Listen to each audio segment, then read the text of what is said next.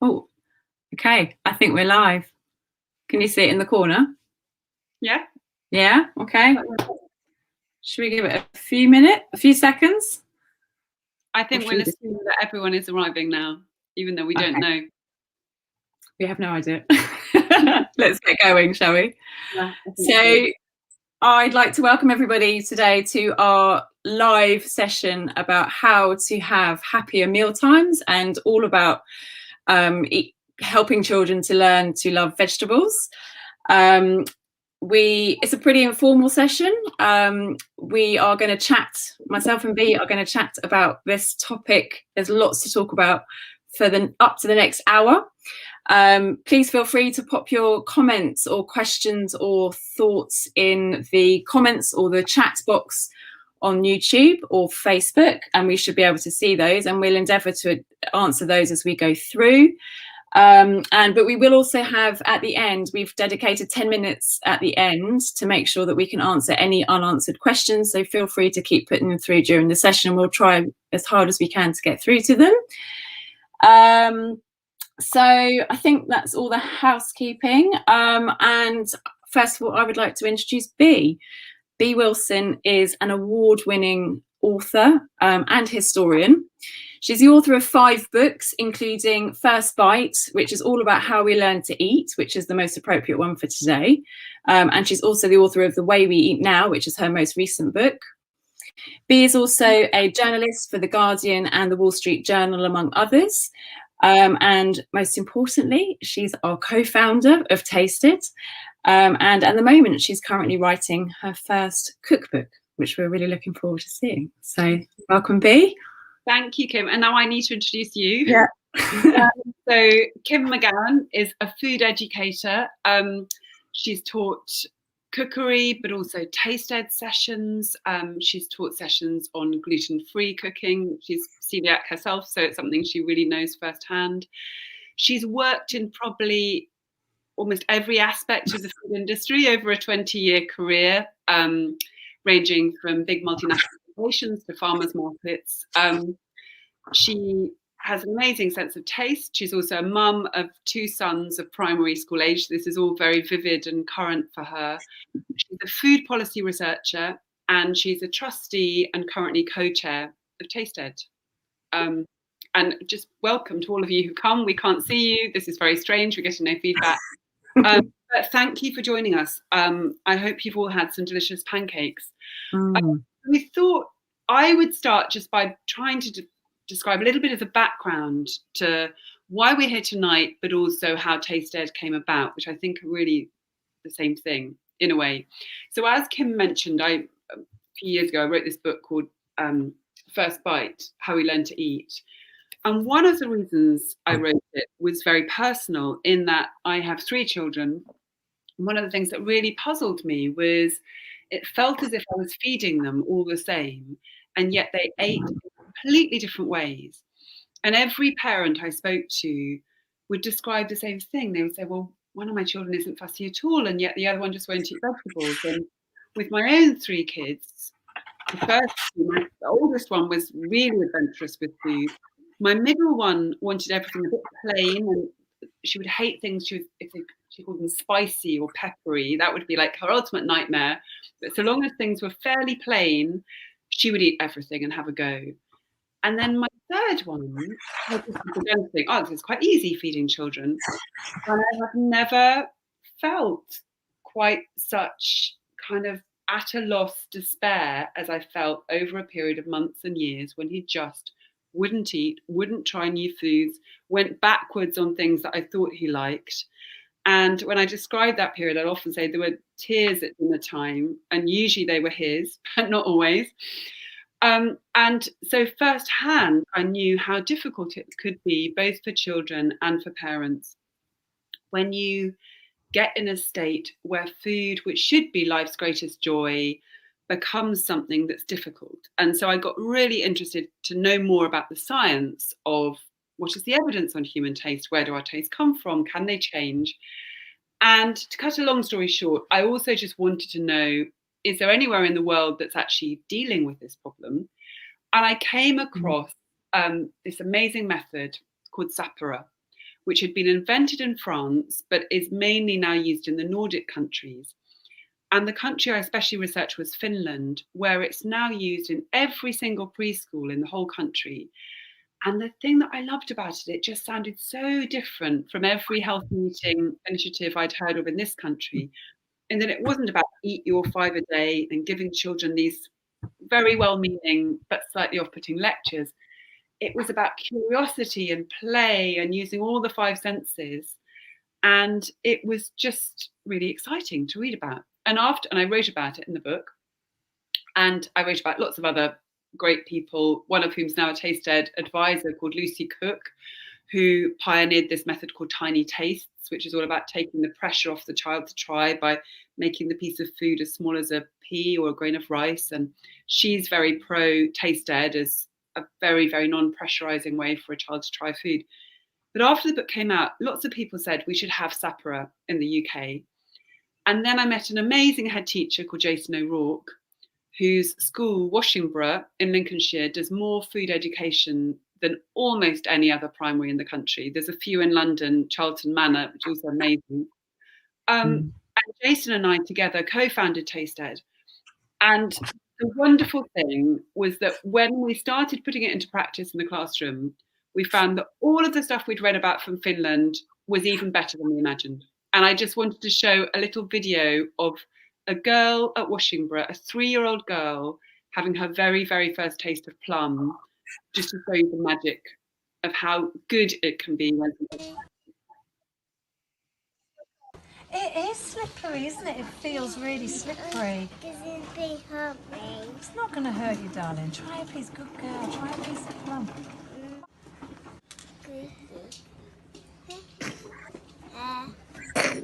Come on. Oh, well done. What's it feel like in your mouth there, Flo? Is it tasty? Can you hear yourself chewing? Can you hear it in your head, chewing the plum? Thumbs up? I've seen that video countless times. I've shown it to countless audiences, but every time you see it, I just can't believe how many emotions one little human being can go through just by encountering a food for the first time. And one of the many interesting conversations I had about this was with a chef called Joxon Frillo, who works with hunter-gatherers, Aboriginal communities in Australia. And we were describing the fact that what she's going through, it's a little bit like a hunter-gatherer in the wild, encountering a food for the first time, thinking, is it toxic? She's saying, will it hurt me? It's all slippery. And I think what I love about that film is it brings home, for a child, it's a big thing we're asking them to do, putting something new in their mouth for the first time. And when I was talking about this on this event on Twitter a few days ago, I was saying, which is the thought I keep coming back to, so many of us as parents know that advice that many people have said, that to love a food, a child needs to be exposed to it in a positive way, maybe 10 times, maybe 14 times, it varies. Maybe they'll love it the first time. But how can you make it a positive exposure when somebody actually hates that food? I mean, that's the catch-22. And it seems to me that the more I've seen of TastEd, it's not the only way, but it's one way to get through that terrible deadlock that you're a parent, you know that this is the healthy food that you want your child to eat, but you love your child and you don't want them to be crying, because it's absolutely horrible to have your food rejected and to have them in misery. And it's somehow, how can you get beyond that? And what I love about that video as well is, so she goes from fear, is it all slippery, it's going to hurt me, and then kind of curiosity, and then the teacher is giving her these TastEd techniques, which is like, listen to it, listen to yourself chewing, and at the end when she just does this and it's just pure joy, that's where we all want to be, that's where we want to be, and it is possible. And she feels brave as well. I think that's one of the lovely things. She looks so proud of herself. Yes, that's what I know that you've described that when you've done TastEd. Yeah. You've worked with a small group of special educational needs kids, haven't you, at the in London? And these words, bravery and courage, I think are ones that we don't use enough in relation to children trying new food. I think part of why parents, and I totally include myself in this, put such pressure on themselves about their children's feeding is we feel it should all come naturally. We feel that a child should just automatically love broccoli or carrots, whatever it might be. And we miss out the fact that it takes immense courage to take something from outside of yourself and put it here. It's really invasive. And it's a learned skill as well, isn't it? It's learned. We learn how to like coffee. And we get better at it over time. I mean, that's the thing, that we can get better at it. But I think a lot of what TastEd's about is kind of changing the conversation about food and making it more playful.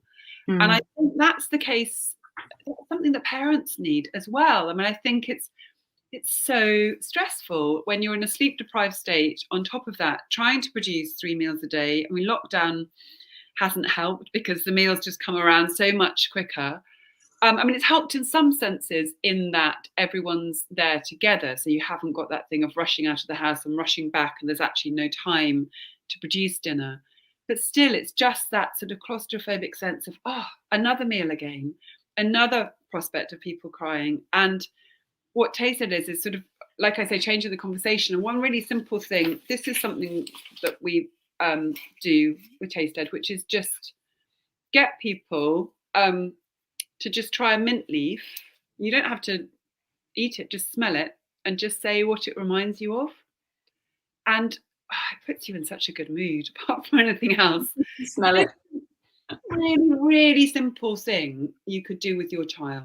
It's actually nothing to do with getting them to swallow a whole plate of vegetables, but it's part of that journey. And in the TastEd classroom, the really beautiful thing, I've got a few here of things children wrote down in year 4 a year ago, before the pandemic, a bit more than a year ago actually. And every child has a different mint memory. So one person wrote, "The mint smells like chocolate my mum has because she eats mint chocolate." Somebody put, "Mint smells like my dad's American shampoo. My dad's lamb was chicken breast. It smells like home." I just love those. It does smell like home. And somebody else put, "It smells like spring because it smells fresh. It smells like mint ice cream and it smells like mint air freshener. It reminds me of my grandma's kitchen in Turkey."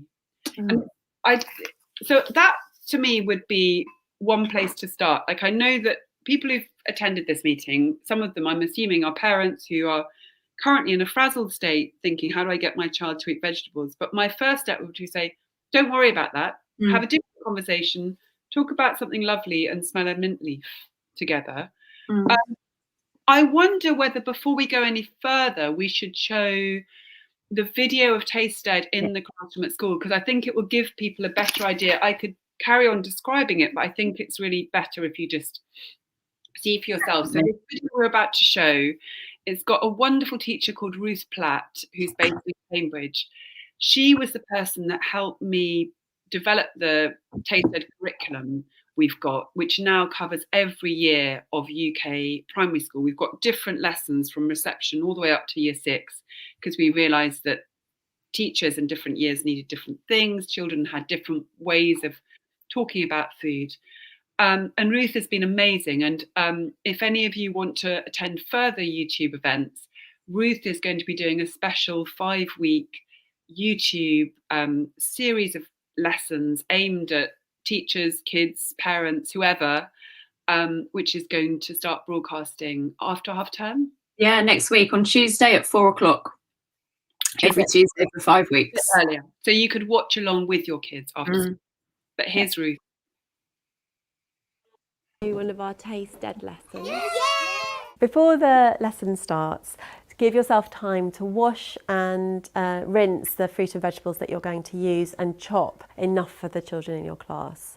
Hold on to a couple of whole fruits and whole vegetables to use in your lesson, and that's all you need to have ready. Before the children come to the carpet, ask them to wash their hands and then make a circle and sit them down ready to start the lesson. Can everybody show me their clean hands? Oh, okay, fantastic. Every lesson starts with going through the 5 senses and which part of the body they use for those senses. So when we do TastEd, we explore food using our 5 senses. Put your hand up if you can tell me just one of the senses. Eyes. Oh yes, we use our eyes. And what do we do with our eyes? Look. We look with our eyes. So can you tell me another sense? Smelling. Smelling is another sense. And which part of our bodies do we use? I know. Our noses. Well done. The next part of the lesson is going through the 2 golden rules. No one has to like, no one has to try. Remember, the golden rules are no one has to taste the food, and you don't have to say that you like it, but you might taste it and discover something new. Then we introduce the sense of the week. This week we were looking at peppers, so I showed the children a range of different peppers. They were very excited and wanted to tell me all about the peppers straight away. We talked about green peppers and why they're green, and we looked at the yellow and the red peppers and the different shapes. What does it mean when a pepper is green? Can anyone tell me why it might be called a bell pepper? We found that with TastEd that the children really naturally talk in similes and love to think about what the fruit and vegetables remind them of. The red one little bit looks like a spaceship. Yeah, wow, what an imaginative answer. That looks like a tongue. Looks like a tongue. Wow, it does look like a tongue. When I cut open the fruit and vegetables, as I did this week with the peppers, the children are very engaged, and that's where you have a lot of magic. And in my experience, they're just desperate to see inside a pepper or inside an apple or an onion. The final stage of each TastEd lesson is the children get to taste the fruits or vegetables that they've been talking about and experiencing with their senses. This is a really exciting part, and we remind the children that if they don't want to taste it, it's fine. But we often find that the children actually are quite tempted to taste the food after a whole lesson of talking about it. In this lesson, we've covered sight. We were looking at peppers, but the TastEd curriculum covers all senses. You can do a lesson on smelling, and we've used wonderful spices and passed spice jars around, allowing children to smell and talk about memories that smells may elicit. There's a touch lesson, which is great fun. The children put their hands into a sock and feel a variety of different fruits and vegetables. They are very excited at the experience of feeling a whole onion in the bottom of a sock. We've also done tasting, and we've chosen contrasting citrus fruits. So the children may have had a chance to suck or lick or taste a lemon compared to a tangerine and talk about the contrast. The hearing lesson involves headphones or ear defenders, and the children taste loud food and quiet food, for example celery and blueberries, and talk about the differences in eating loud food and quiet food. The TastEd curriculum is a wonderful way to enhance your food education lessons and engage children in core literacy. It's a wonderful tool to have in your toolkit, and I've absolutely loved delivering all of the lessons to my class this year. So obviously that was live pre-pandemic. That was all filmed long before COVID and long before the schools closed. But I think it gives a really clear idea of the magic of TastEd. But I think given that tonight we're trying to talk about the challenges of happier meal times at home, I think it's important to say, I mean, Ruth, who's the wonderful teacher in that video, would be the first to say it's easier in lots of ways in the classroom. Because the 2 things that she has going on there are, number 1, positive peer pressure from the other children. It's unbelievable to be in a classroom of 30 kids trying something like lemon for the first time. And just like you saw with that sour faces, that the first time they get that, you'll have one go, oh, this is sour, this is disgusting. And then I remember one of them saying, this tastes like poison, I want some more. And then you get other kids like copying, and it goes through the classroom like this wonderful form of kind of good contagion. Whereas at home, especially if you only have one child, or even if you have 2 or 3, because they're not necessarily going to copy each other in that lovely way that friends do, you don't have that. And secondly, Jason, who's the brilliant head teacher we work with on TastEd, says, you know, there's teachers have this power to get children to try things that parents don't. And partly it's because a teacher can genuinely say to the child, I don't mind if you try this or not. And it's true. Mm. Whereas the child knows that we as parents desperately want them to try, and we desperately want them to eat that loving home cooked dinner. And those emotions make it much, much harder.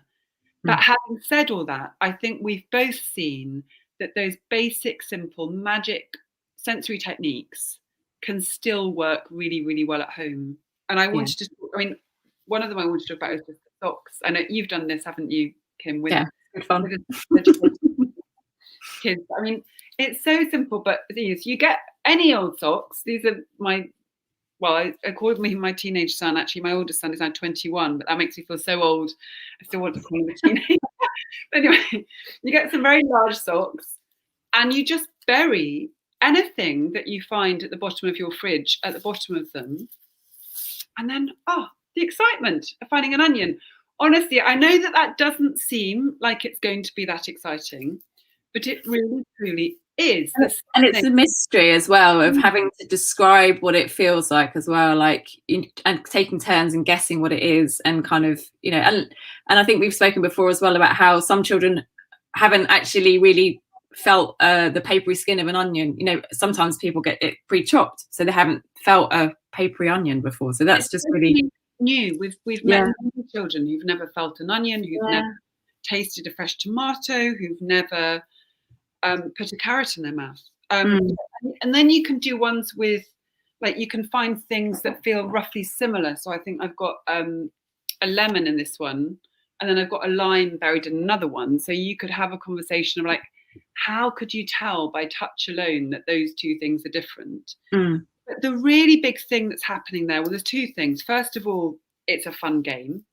And the child is not feeling that there's any pressure on them to actually eat anything. They're just getting to know the things. But the big thing you're doing there is familiarity. So like you just said, a child who's never actually felt an onion, they don't know an onion. They don't know if they like the onion or don't like the onion. It's just this alien thing to them. One of the research papers I came across when I was writing First Bite was called I Don't Like It, I Never Tried It. Basically, lots of children say, I just don't like that thing. And then you say, well, how many times have you had it? And they go, well, no, I've never had it, but I don't like it. So this gets beyond that. And I realise that most of the people here tonight are not in that state. I know that, I mean, actually, we're going to raise more of the questions at the end, but there was a very, very good question that came in from a parent of a 3-year-old where she said, I'm already doing all the things that I know we're meant to do. We're cooking together. We're gardening together. We're eating communal, lovely family meals, but he's still really reluctant to try new things, and he'll leave things on his plate and he'll cherry pick. And I think it's important to mention here, you know, you can try all of these different techniques, and I'm saying TastEd will work like a charm. But I know from my own 3 kids, I know from my youngest one who found it so much harder, and I know from all the research I've read, there's a huge genetic component in this, and it's really important. Not, number one, just don't beat yourself up about it, because this parent who wrote in, she's clearly doing an amazing job, but it is much harder for some kids than others to get there. But these are the sorts of things that can help. So I think another one that that parent might want to do is just to kind of think about the fact that taste is not the only sense. So I think one of the really big revelations to me with TastEd was when I was at my wit's end with my picky eater, the thing I was obsessed with was the thought that I just wish he could eat a whole portion of carrots, or why won't he eat this nutritious soup that I've made? And he would just not even pick at it and then just want to have sugary yogurt or something instead. And what TastEd is about is getting away from the idea of somebody consuming a whole portion then and there, and is working more on preference change, which is about kind of using all your senses and then actually allowing the child to say, I don't like it for the following reasons. So another really simple one that we might have seen Ruth talking about in the video is tomatoes. Now this is one, my oldest child, who I've said wasn't very picky, He hated tomatoes. They're really polarizing with children. Really, like every session I do tomatoes, it's almost like a 50 split on who likes it, who dislikes it. Especially the big kind of like the big normal supermarket size ones. Exactly. So with the little cherry ones, and also no tomatoes are really very tasty at this time of year, are they? Because it's not really tomato season. But anyway, but it just like you say, they're polarizing. And the funny thing is, when you ask, I've got some more bits of children's writing here, but never mind, I'll just remember it. But when you ask the ones that love them, why do you love it? They'll say, oh, the juicy seeds exploded in my mouth, and it was just like a giant explosion, and I loved it. And then you ask the ones that hate it, and they'll go, oh, those juicy seeds, they were so slimy. It was really scary. I didn't. Watery and slimy. Sensory experience, but it's just dividing people, and neither of those answers is right or wrong. I think that's another huge thing with TastEd that we learned from the people in Finland and Sweden who do Sapphire, that they put all of this emphasis on the fact that you can't actually argue somebody out of their tastes. Can't say to a child, you're wrong not to like broccoli. Wrong. It doesn't work. We know what we know, but it can change. So the tomato, one of the simple tomato exercises is you just take the tomato, you do this outside of dinner time if you've got time. Like ideally, do it at a time when the child doesn't think you're sort of tricking them into eating it. And just look at the tomato and say, what does it look like? And to start with, it can be quite hard to play these games. You know, the child just might say, it just looks like a tomato. But you could start saying, you know, does it look like a football? Or the moon? A red globe. What does it look like to you? The moon. The moon. The moon. Shiny, like the moon. Really shiny. And then on that side, it's just got a little eye, hasn't it? And then I could cut it open. And this is where the really exciting bit, like if Ruth was doing this in the classroom, I swear, or any other teacher I've seen doing this, at the moment when the teacher says, shall I cut this open? And you can do this with your child. Get really excited. Imagine you're reading a picture book and how excited you would be at one of the pages where you know it's going to pop up or something. This is like the suspense of what's inside. And then that is amazing. And if you say to a child, what do you see now? I mean, the number of different answers we've had from it looks like lava. It looks like a brain. A brain. Brain always comes up. It's like a mouth. It looks like this is a weird one, isn't it? I was going to. Somebody once said it looks like the letter G, but this one doesn't really look like the letter G. Yeah. It looks like somebody once said it looks like pizza. They quite often look like pizza. But you can. Somebody once said it looks like the patterns on floor tiles. But I mean, every person you show it to, if they can just allow themselves to kind of open, it looks like a tree. It's beautiful. And you say to the child, we're just looking. You don't have to try. You don't have to like. But the other thing about trying is you could say, well, actually, we are trying. We're trying with our eyes. We've got 5 senses. We don't just have to try with our mouth. Maybe we could try, oh my word, that smells, even though this is a really out of season rock hard tomato, it smells absolutely delicious. It just takes you to being in a greenhouse. It smells incredible. And so just you could slowly through that exercise, and you could spin it out at home and take it further. You might then want to draw a picture of the tomato together, depending on how old the child is. And you don't need to feel this. At the end of that, you could say to them, oh, shall we just try it? I'm a bit tempted to try. But if they say no, I absolutely do not want to. In the context of the TastEd session, that's fine. Now, I know that when it comes to dinner time, you might have completely different rules. And most families do have rules about somebody trying a little bit or somebody trying one food on their plate but not another. So whatever your rules are with trying normally, the TastEd rules are no one has to like and no one has to try. And even though I know that seems really, really counterintuitive, the effect that we've seen on children, I mean, we did these sessions in Brixton and Cardiff, didn't we, Kim? For yeah. The effect was magical. There was one boy on the autistic spectrum who'd never had a tomato in his life. And just the process of us going through all of these stages and saying, you don't have to try it. And then he put headphones on. Yeah, the ear defenders, isn't he? which shuts out the outside sound and really accentuates the sound of you chewing. And that somehow just released him to try it for the first time. And then he went back and he went back. So I think taste is not the only sense. And it's really important to remember that for lots of children, it's actually the hardest sense. If you're wondering more where to get started, I wonder if Fran could just show us. We've got, if you look on the TastEd website, which is www.tasteeducation.com. Is it .com or .co.uk? .com. Yeah. .com. We've got a set of 10 home learning packs, which are designed for children and parents to work through together. So I know that green vegetables, can we see which is the greenest? There we are. So rather than getting sort of trapped in a battle about green vegetables, you can start having a conversation where you assemble some different green vegetables and talk about how green they are. Some vegetables are pale green, some vegetables are deepest, darkest green, some are green like the Hulk, some are green like slime, some are green like, even a child that thinks they hate green vegetables probably is quite excited by lots of other green things in their life. Is it green like grass? Is it green like a tree? And again, as with the tomato, you can just slowly look and observe, how is a spinach leaf different from a lettuce leaf? What are all the different greens you see? And then you could use touch. You could also just kind of rub your hand gently along the lettuce leaf. You could also do different sound exercises with, like, how does the crunch of the lettuce leaf compare with, does the spinach leaf? The spinach leaf,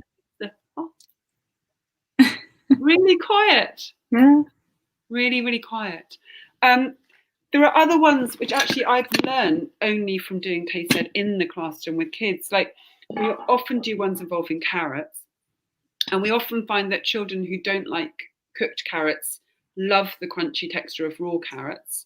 And one day I brought some little chantenay carrots in, and a child said to me, "Oh, it's like a spinning top." And I'd never noticed that it was like a spinning top before, but that's quite a fun, this isn't actually a very good spinning top, or I'm not very good at doing it. But that's quite a fun one to do. I wonder if we should take a few questions now and then.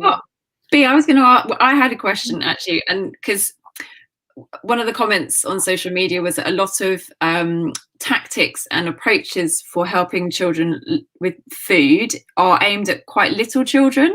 And I wondered if you had any thoughts about how to approach this with older children, particularly in that kind of mixed family setting where you've got, like you did, you had people at different kind of phases in their taste journey, but particularly for kind of teenagers who are quite fixed in their ways. If there's any thoughts you had on that.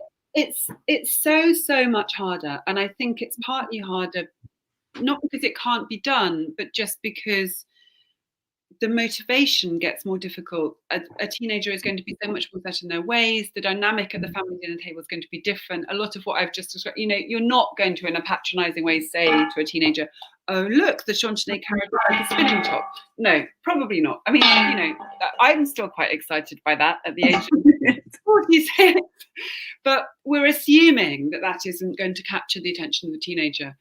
I think one way around of getting a teenager to do more TastEd in their lives, I mean, one of the things that I talk about a lot with adults after I wrote First Bite, and it's still the basic principle of TastEd, which is talking to your teenager about which foods they wish they ate more of. I mean, I'm really struck that in our national food culture, there's a sort of sense in which people think that teenagers or kids in general only want to eat junk food. But when you talk to them, I've got a 18-year-old daughter and 21-year-old son, so I've seen a lot of teenagers come and go in our house. My impression is that the vast majority of teenagers wish that they had more healthy tastes. They wish that they ate a healthy diet, but they don't really know how to do it. So I think part of the secret is just giving them this knowledge. Did you know that you can change your tastes? Yeah, it's not fixed. Yeah, it's not fixed. So this question has come in. Yes, it's here in the comments box. I fear the window has passed, and the techniques are aimed at young children. So I think actually the key of TastEd is the same at any age, which is so many of the approaches we've had to feeding children in the past are a form of trickery, like this whole thing of hiding vegetables. I think it's fine as one technique among many. Like if you're in a desperate state and the only way you can get your child to consume vegetables is to whiz some up into a tomato sauce to go with pasta. I can completely see the logic of that. But long term, it's not really giving them the knowledge that they've eaten all those vegetables. And long term, you want them to become somebody that's choosing the vegetables of their own free will. And also knowing what those things taste like as well. So what broccoli tastes like, you know, when it's overcooked or when it's raw, or which way you might like it, you know, just understanding the food in its own version. Exactly. And actually following on from that. So I think the thing with the teenagers is really the same as the thing with the little kids, which is that at every age, talk to them about food with respect and as if they're human beings with autonomy. Yeah, and preferences. So I think with the teenagers, you say, well, do you want to change the way you eat? Do you have any motivation to change the way you eat? Do you wish that you enjoyed salads more? And I think the funny thing is if you start to have that conversation, rather than feeling got at, they will say, yes, I do, but I've got no idea how to do it. That's where you can come in and say, well, there are these techniques. Why don't we as a family try a new vegetable this week? Why don't we try a new cooking technique? I think the advice, sorry, you go ahead. The advice about teaching people how to cook, we often aim that advice only at the little kids, but with teenagers, that's a huge motivator. If you just say, why don't you cook dinner tonight? And then that process of handling all of these new vegetables makes them more familiar, and then a kind of pride thing. Yeah. So I've completely forgot what I was going to say. The thing with teenagers is that I find the question very poignant, and I really sympathise with it because it's so many points of being a parent where you think, oh, if only I'd not missed that day, and now it's too late. Yeah. And really, really important with food to remember there's always another breakfast, there's always another day, there's always another opportunity. And all of the evidence on human taste suggests our tastes are not fixed, they're really malleable, they can change at any age. So with a teenager, it might be things like, if you find that at the moment, I mean, this is just an example, I have no idea what this particular teenager likes to eat, but if they enjoy eating toast and hummus, let's say, you could just try pairing the hummus with some raw vegetables. I mean, that's a known technique as well. Like, it's called flavor pairing. You take something that's familiar and much loved, and the example that's used in some feeding clinics in the States would be ketchup, you know, which is pretty universally. I mean, actually, I've kind of gone off it because I find it so sweet now, but I certainly loved it when I was a teenager. And then over time, the food that you've paired with the familiar food, such as the hummus, becomes loved in its own right. We've got another question here. Do you want to read that one out? Yeah, so the other thing I was going to say as well is about doing it all together, something you've never done. So having grown-ups modelling, I think, is really powerful. So if there's things, because we all put our own fears into these things as well. And so having grown-ups trying something they've never tried before as well. Yes, I was going to say that. And actually, I think that would be a really good approach with teenagers. I've found in the TastEd classroom, I found that to be an amazing approach with the older primary age kids. Yeah, me too. So with TastEd, we've done it up to about age 11, and we did do one session in secondary school with 11 and 12-year-olds. And this is going to sound really odd because you're going to think, how is this going to get a child to eat vegetables? But the point is, as Kim said earlier, learning how to try new foods is a skill. It's something you can get better at. And once you get brave enough to try one new food, the odds are that you're going to start joining the dots and see, okay, I can try all of these other things too. So one of the things I did once, which was the biggest surprise, was we were doing Tudor history TastEd. And I didn't know until I researched this bit of curriculum that in Tudor times, people in England used to grow barberries. They now just seem like this really exotic Middle Eastern ingredient. But in Tudor times, this was just a normal thing that people grew in their gardens for a bit of sourness because people didn't have lemons then. And I brought barberries in, and I did these 3 sessions with 3 classes of each with 30 kids. And in each of the classes, none of the teachers had ever tried a barberry. So they were suddenly on the same page of the kids going, oh, I wonder what these are. They're really strange and they're so tiny and they look like shrunken raisins. And then you try them up. It was just a really intense, strange, sour hit. And just as Kim was saying, some children get very excited about tomatoes and others not so. The kids were going crazy for these and trying to grab whole handfuls. And what was beautiful about it, there was one girl whose family were from Iran who knew barberries and used them regularly in home cooking and had eaten them in rice dishes, pilafs, things like that. Nobody else out of those 90 kids had ever tried them, and none of the adults. So suddenly you're equals. So I think one of the things you could do, either with teenagers or with younger kids, is try and find something together that neither of you have tried. It could be an exotic fruit, it could be a purple carrot, and try and treat it as a wonderful adventure of, I wonder what I think of this. Yeah. Somebody's I was going to say, there's a link to age group. There's somebody's just asked about, Erin has asked, do these work with under primary school age children as well? They do. They work. So the person that Jason O'Rourke and I originally learnt Sapara from, on which TastEd is based, is a woman in Sweden called Stina Algotsson, who's been teaching Swedish preschool teachers for the past 20 years. And she says you could do it with a 1-year-old. She said you definitely do it with a 2-year-old. Yeah. We have a curriculum that's aimed at nursery age. And the thing there is, the older the kid is, the more sophisticated the language. And they start saying things like the pepper is a rocket and the tomato is lava. You're not expecting that so much with a 1-year-old or a 2-year-old. But a 1-year-old can absolutely take a chantenay carrot and spin it like a spinning top. And they can absolutely break open a red pepper and look what's inside and kind of examine the seeds. And they can definitely smell things. That's the amazing thing about the human sense, the 5 senses. I mean, they're there working for us from the very first moment. We've got another question here.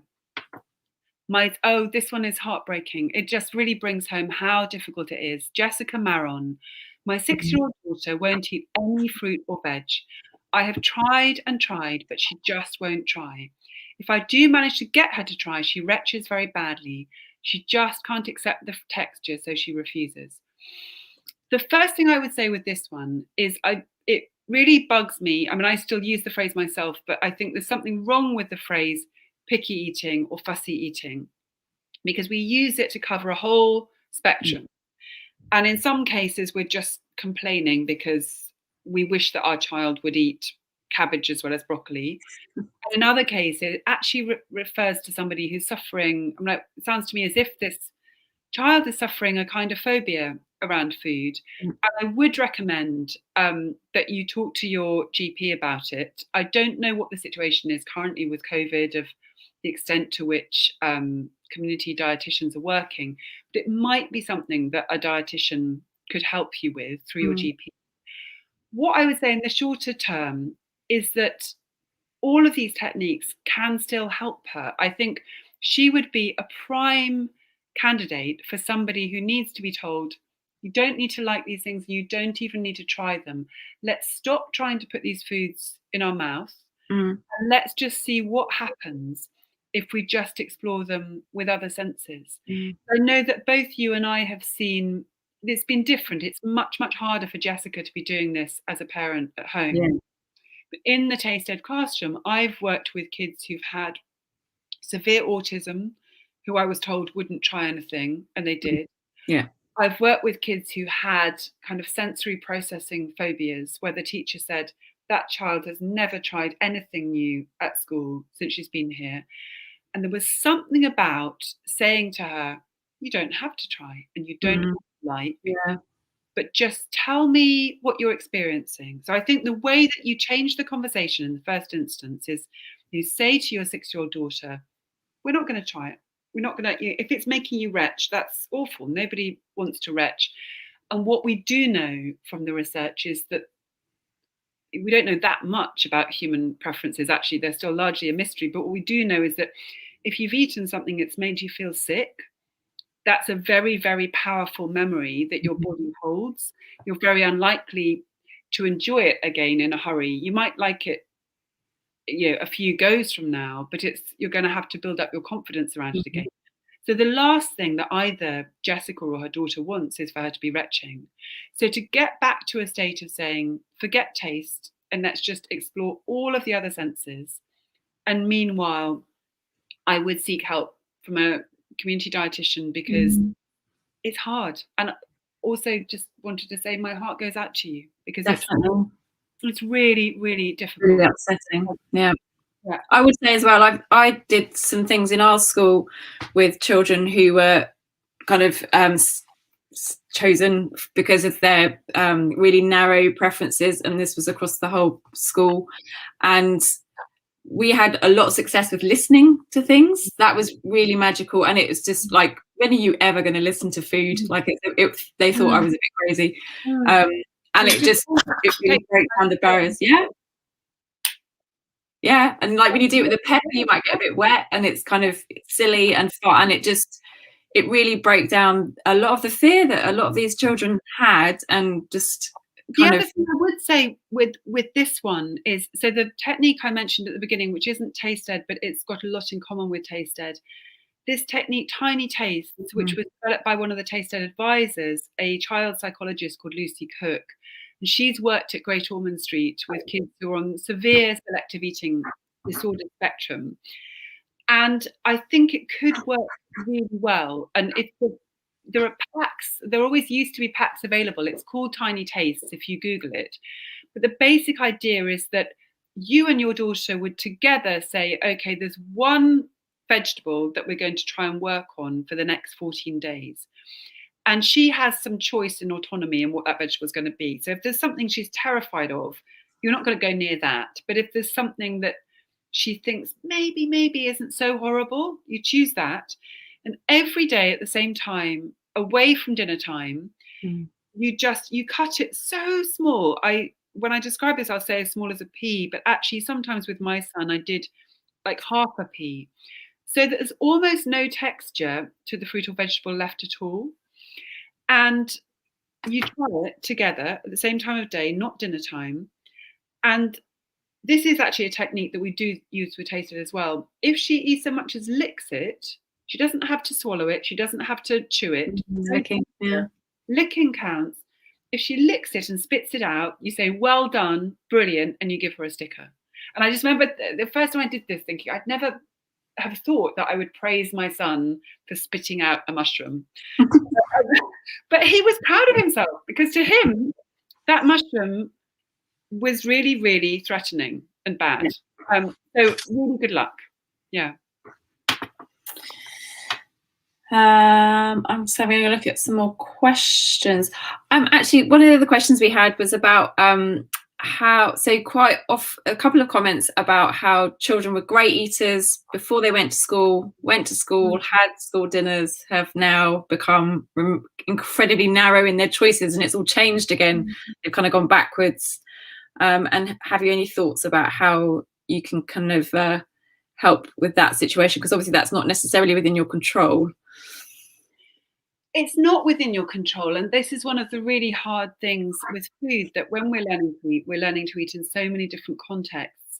And I do think that one of the really difficult things, many, many difficult things about the pandemic has been that children's contexts in which they can learn to eat have just been narrowed down. So in the past, you'd so often hear somebody say, well, they won't try it at home, but they'll try it at their grandparents' house. Or it used to drive me mad that my daughter would say she never liked my curries, but she thought that the nursery's curry was the most delicious thing.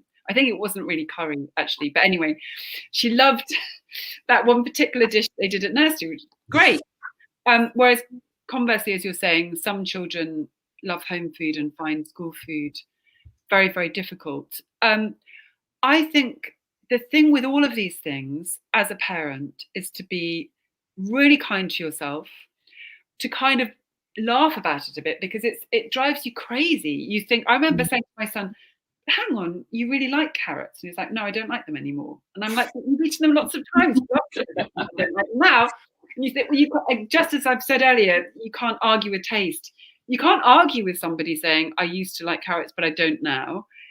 And you just sort of have to take a very, very deep breath and go back to the drawing board and build in some of these techniques into the family dinner table, and you will get there in the end. Oh, we've got lovely feedback from Jessica saying, thank you, I appreciate your help and support. Waiting for a dietitian appointment that will try the techniques you've suggested. The other thing I was going to say to Jessica that I'd say to other people, so we've got somebody here, somebody asking, I'd love to hear an approach of how to get a child who will eat veg on pizza, for example, but not raw. I think the biggest approach there is to have a conversation about it. So every time we do a tomatoes lesson with children, we will talk about raw tomatoes and cooked tomatoes and get people to put up their hand that say they hate tomatoes, and then, which is always a sizable number, and then we get people to put up their hand that hate pizza. And there's always still a few, like not everyone loves pizza and not everyone loves pasta with tomato sauce, but those are almost near universal likes for children. So then I think, rather than saying, how do I get them to do this, actually allows them to have a conversation in which they can say why they like pizza and why they don't like raw tomatoes. And they probably will say something along the lines of, the raw tomato explodes in my mouth and I don't like it. Yeah, it's that texture quite often with the cooking, isn't it? So with the session we do around carrots, and you do cooked carrots, boiled carrots, roasted carrots, raw carrots, grated carrots, and everybody likes something different, and texture is very powerful. Texture is incredibly powerful. And one thing we've found is that often somebody that doesn't like that texture in one form won't like it in another form. So it may be that the pizza question person has and it may be also that this is part of what's going on with Jessica's daughter, that the pizza person has an issue with not liking crunchy vegetables, or it may be, if they're really not liking raw tomatoes, they may have a problem with that squashy texture. So we've sometimes found that in the classroom, a child who won't eat a raw cherry tomato also doesn't like blueberries.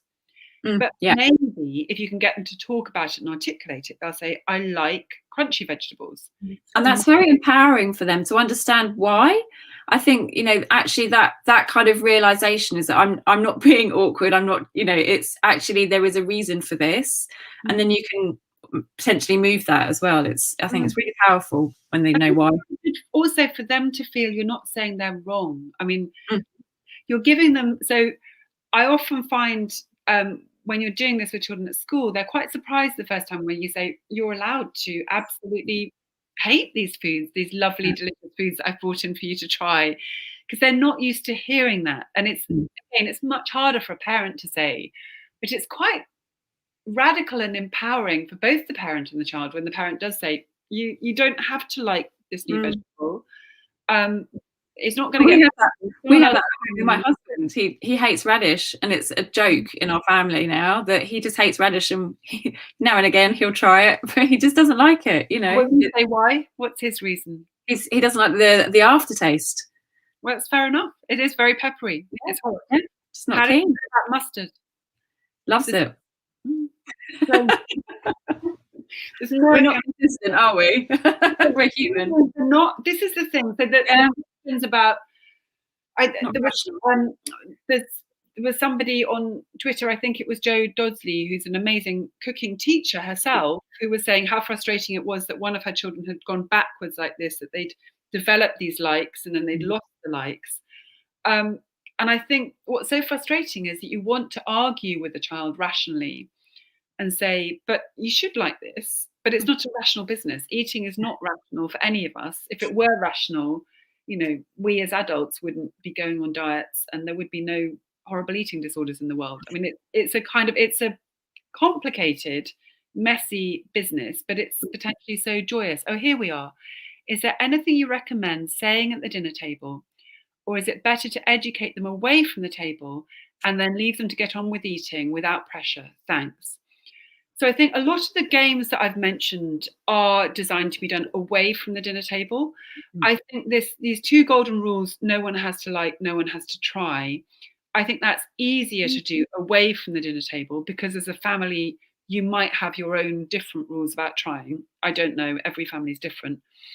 But I do think that once it's become like a normal part of the child's vocabulary to do TastEd, you can absolutely do it at the dinner table. And I will now regularly still do it with my 11-year-old. And if there's something there that he's just not sure about, like mushrooms are still his one that I keep thinking he's on the point of conquering them. And then, no, it's the smell, it's the texture, it's the look, it's everything. But then I'll say to him, because he's already got the tools, because he's done it away from the dinner table, I'll say, do you want to choose one of your 5 senses and tell me something about those mushrooms? So I think that's a conversation you can regularly have. Definitely. At the table. There are also lots of parts of TastEd I haven't really gone into, which is, I mean, a lot of the source material we got from Sweden is about the social experience of eating. So really, I think the biggest value, in a sense, that you're teaching here is respect. Respect for yourself, like you're not being hard on yourself because you don't like these foods yet, because you're young and you haven't had many experiences, and you might learn, as Kim said, to be brave and try that plum and discover you love it. But it's fine that you don't love it yet. But also respect for other people. So a lot of this is about the teachers in the classroom will give children language for saying, well, my friend might think that those cooked carrots are absolutely horrible, but they're not going to tell me that I'm horrible for liking them. And that's a huge conversation, which I think really should be going on at dinner tables, because it's actually much bigger than food, isn't it? It's about how you respect us as human beings in all of our wonderful differences and strangeness and quirkiness. Yeah, definitely. And it's a good opportunity to model as well, to show. I think it's a good opportunity to model. And as you said with your husband, it's good to show a child that no one in the world is fully omnivorous, are they? Perfect. Great to be at the table. I mean, there's nothing you can ever say to a child about food that is going to be as powerful as the behavior you exhibit at the dinner table. So the more you can show them that you really love eating the fruits and vegetables that you love, that's really, really going to go in. And even if it feels like they're not absorbing it now and they're not copying, at a deep, deep level, it will have gone in. And you might only reap the benefits a few years from now. So I think, we've only got a couple more minutes, haven't we? I was going to say, that's what I was going to say. I've got a couple more minutes. And I just had a couple more questions actually that have come in. One of them was about peeling the skin. So one of the children doesn't like the skin of fruit at all, and they're all peeled. And so the mum was wondering if this is kind of detrimental to the vitamin content of the food. And I think if that's how they love eating fruit now, I wouldn't stress about it. But as I'm sort of giving the same answer to everything, which is have a conversation with them. Why do they hate the skin? What is it about the skin? Is it because the skin of certain apples is very rough and the skin of other apples is smooth and shiny? And I'm interested to know whether maybe the child had once eaten an apple. I'm like the assumption that it's an apple, or we've got another question that's come in that I really want to address, which is somebody said, what do you think about veg-led weaning with babies? It seems pointless when children then go through the phase of refusing vegetables as they get older. I would say no, it's never pointless. Yeah. Just as I'm saying it's never too late, we do know that, we don't know why this is, but we know that there's a period for human beings when they are uniquely receptive to new flavors, which peaks at around 7 months. So given that advice on weaning is to start at 6 months, that's quite a short flavor window, as it's referred to, between 6 and 7 months, to give them as many vegetables as possible. At some level, that knowledge is banked. The human system for remembering flavors is more powerful than almost any other aspect of human memory. So yes, you might have these wobbles. We all go through something called neophobia, where we get scared of new foods. But with luck, at some level, those positive associations with the vegetables will be banked. Yeah, definitely. I would mention baby-led weaning, because we had a very good question from the inventor of baby-led weaning, who's someone called Jill Rapley, on Twitter. And she said, I think Sapra or TastEd really is baby-led weaning, but for older children. And I thought there was something nice about that it's about curiosity, autonomy, and giving a child a say in their own food. Definitely. That's a good place to wrap it up, I think. Are there any we've missed? Oh, the peeling fruit one. I was just about to answer it properly. So I answered about.